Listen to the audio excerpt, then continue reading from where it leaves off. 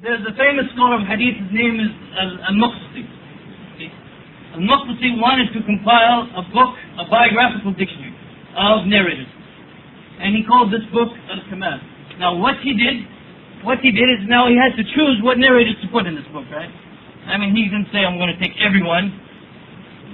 So what he did is he chose 6 books, and he said, everyone in those 6 books, I'm going to put them in this book. So he chose Sahih Bukhari, he chose Sahih Muslim, Sunan Abu Dawud, Sunan al-Tirmidhi, and Sunan al-Nasai, and Sunan Ibn Majah. This book by al-Maqdisi became so famous and was so important for the scholars of hadith at that time that these 6 books began to be referred to as the 6 books.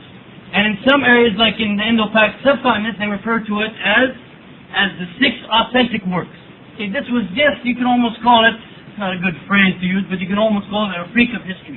He chose these 6 books because they're famous and good works, but it does not mean by any means whatsoever that all of the hadith in these books are authentic. When you give it the name, the 6 authentic works, some people begin to think that means that all of the hadith in those books are authentic. No.